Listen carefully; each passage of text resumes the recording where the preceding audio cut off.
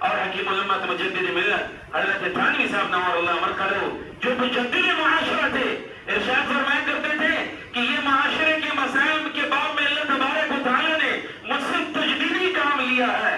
اور واقعتاً تجدیدی کام لیا کہ معاشرت کے حقوق ہمیں سمجھائیں کہ پڑوس کے کیا حقوق ہیں، دوست کے کیا حقوق ہیں، لوگوں کے کیا حقوق ہیں۔ ہم نے تو سارا کا سارا دین عبادات سمجھ لیا۔ تو لہذا بس المفتی صاحب رحمہ اللہ رحمت واسعہ کی اللہ تبارک و تعالیٰ بال بال مغفرت فرمائیں،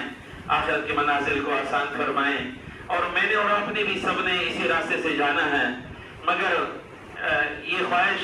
اور یہ مفتی صاحب کی دلی خواہش فوت ہونے کے بعد بھی یہ رہے گی کہ ہائے میرے مشن کو جاری رکھنے والے کوئی علماء ہوں، کچھ جوان ہوں، کوئی اسکول کالج کے لڑکے کیوں نہ ہوں، یاد رکھیے مفتی صاحب کے مشن کو جو بھی اپنائے گا اس کا عالم ہونا ضروری نہیں، اس کا مفتی ہونا ضروری نہیں، چاہے وہ ان پڑھ سے ان پڑھ ہے، وہ انگوٹھا چوپ ہے، مگر اس کے سینے میں درد ہے عوام کا، اس کے سینے میں غم ہے عوام کا، اللہ تبارک و تعالیٰ اس کو بھی وہ محبوبیت اور وہ قربت اور وہ منزلت اور وہ مقام اور عظمت جو لوگوں کے دلوں کے اندر ہے وہ اسی بھی عطا فرمائیں گے۔ اس کی تعلیم کوئی شرط نہیں ہے، بلکہ شرط برداشت ہے، صبر ہے، معاف کرنا ہے۔ ہمارے معافی کچھ نہیں ہے، انتقام لینا ہے۔ ایک موقع مارا دو ماریں گے، ایک گولی ماری دو ماریں گے، 10 ماریں گے، ایک گالی دی 10 گالی دیں گے۔ دل نہ ہم کما دانو، جیسے وہ کریں گے ہمارے ساتھ ہم ویسے کریں گے۔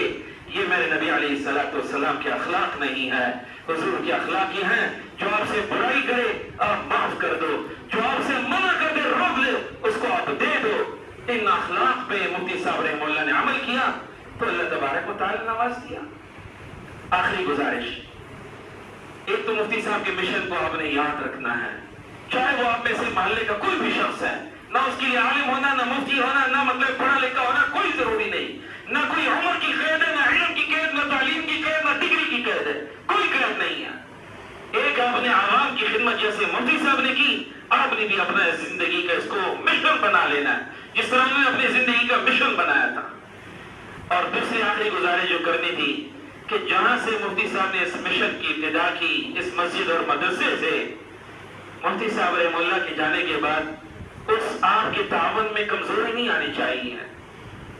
اس لیے اہل علم نے لکھا ہے کہ جو صلحاء ہوتے ہیں جب وہ دنیا سے جاتے ہیں تو ان کی موجودگی میں ان کی محنت زیادہ ہوتی ہے مگر لوگ کم آتے ہیں، محنت زیادہ ہوتی ہے مگر جو ہے وہ رجوع کم ہو جاتا ہے۔ لیکن جیسے وہ دنیا سے رخصت ہو جاتے ہیں تو جن کا کام رب کو قبول ہوتا ہے ان کے فوت ہونے کے بعد ان کا کام اور بڑھ جاتا ہے، ان کا کام اور بڑھ جاتا ہے۔ لہٰذا آپ نے اس کا ثبوت دینا ہے کہ مفتی صاحب کے جانے کے بعد کئی مدرسہ غیر آباد نہ ہو جائے، کئی مدرسے کے ساتھ آپ کا تعاون چھوٹ نہ جائے، مسجد کے ساتھ تعاون چھوٹ نہ جائے، بلکہ آپ اپنے آپ کو پیش کریں امام صاحب کے پاس، مدرسین حضرات کے پاس کہ بتائیں امام صاحب، مدرس صاحب، استاد جی مجھے بتائیں کیا خدمت ہے جو مفتی صاحب خدمات سے انجام دیا کرتے تھے، وہ خدمت میں کیسے انجام دے سکتا ہوں۔ یہاں کے امام صاحب سے، خطیب صاحب سے اور مدرسین سے جہاں پڑھا رہے ہیں، میرے اور آپ کی نسلوں کی حفاظت کر رہے ہیں۔ یاد رکھیے یہ علماء کرام میرے اور آپ کی نسلوں کے محافظ ہیں۔ حکیم الامت صاحب رحمہ اللہ فرمایا کرتے تھے کہ اگر یہ علماء کمانے کے لیے بازاروں میں نکل جائے تو 50 سال کے بعد تمہارے ان محلوں کے اندر کوئی کلمہ پڑھنے والا بھی باقی نہیں رہے گا۔ لہذا اگر آج یہ مدارس میں، مساجد میں بیٹھ کے اپنی خدمات سر انجام دے رہے ہیں تو اس لیے دے رہے ہیں کہ تاکہ آپ بھی ان کا ساتھ دیں اور ان کے تعاون کے اندر آپ پیچھے نہ ہٹیں۔ اللہ تبارک و تعالیٰ مجھے بھی اور اہل محلہ کو بھی، مفتی صاحب رحمہ اللہ کے بالخصوص اہل خانہ اور ان کے بچے اور بالخصوص والد گرامی کو جو عظیم صدمہ پہنچا ہے، اس صدمے کے بارے میں ہم وہی کہیں گے جو سرکار دو عالم صلی اللہ علیہ وسلم نے اپنے صاحبزادے حضرت ابراہیم کے وفات کے موقع پہ کہا تھا، ان العین تدمع والقلب يحزن ولا نقول الا ما يرضى به ربنا۔ بے شک آنکھ سے آنسو مسلسل بہ رہے ہیں، دل ہمارا غمگین ہے، مگر ہم صرف اور صرف وہ بات کریں گے الا ما يرضى به ربنا جس سے ہمارے رب راضی ہوتے ہیں۔ تو ہم بھی اس موقع پہ یہی کہتے ہیں ان العین تدمع والقلب يحزن ولا نقول الا ما يرضى به ربنا۔ اور اللہ تبارک و تعالی ہمیں بھی اس مشن کو اپنانے کی توفیق نصیب فرمائے۔ وما علینا الا البلاغ المبین۔